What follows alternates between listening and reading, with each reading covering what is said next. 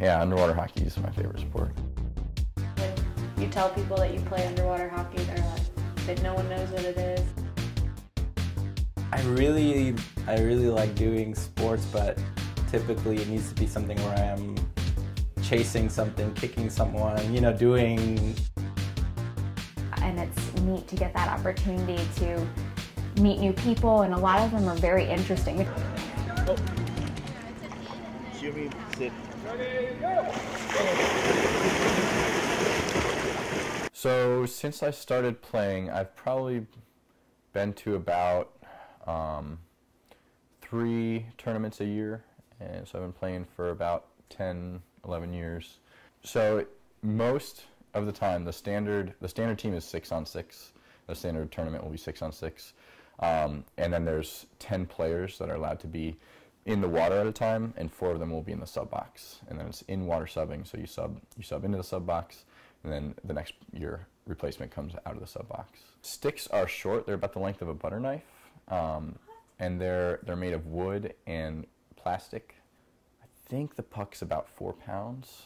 It's got a lead weight in it, so it looks like the size of a hockey puck with a lead weight inside of it. My now husband introduced me to the sport. We were dating, and I love to swim. I was a swimmer all my life, but I hate snorkels. So I said I would go one time, just once. And 8.5 years later, I'm still playing, but really enjoyed it.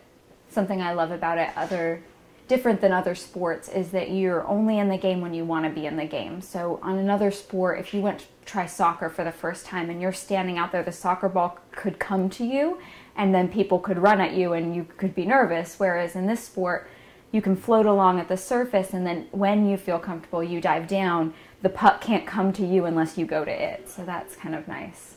Self-choosing. For underwater hockey, you need to know how to swim pretty well and, you know, use a snorkel well and dive. Besides the kind of the technical aspects of positioning and knowing where to be and knowing what's happening at any given time, which I'm still not very good at.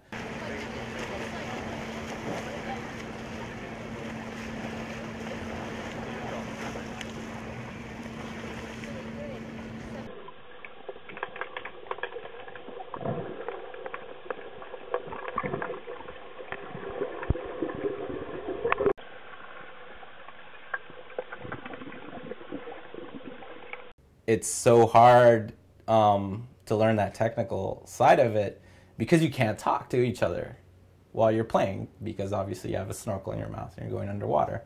So it's been hard for me, even though I know how to play soccer and I can follow the game well, to catch on a lot of the nuance of the game, a lot of the more technical aspects of positioning and where to go, because, or even, you know, technique on passing the puck or defending, because you can't get instant feedback. If I'm playing soccer with someone, I'm teaching them, I'm like, hey, stand there, run that way, go deep, or stay here, come back. Nobody can tell you anything. And so it's funny, I'll always joke with them because, well, you know, somebody will score a point, then you go back to the wall and they're like, hey, remember 5 minutes ago when you were over in that side of the pool, you did this and you were supposed to do that. And it's hard to keep track. It's hard to give instant feedback to people. So there is a bit of a learning curve. I only played for like a year and I took a little time off, but I'm starting back up again. Honestly, what makes it fun, like here for me, really, was like the people that were involved in it. They're all really nice and really like helpful and friendly, and they're just like really nice people, really funny. So we were like always laughing the whole week. I think it's filled with great people. I find the hockey community, so when we do go to tournaments or when we travel, we often stop at underwater hockey teams. So we've played underwater hockey in Italy and Belgium and France. We've played all over. There's been a lot of team stories. So if you think about when a time, 6 years ago, that one of our players had this miracle play and people still bring it up over and over. The hand of God came out in 2006 in Minnesota.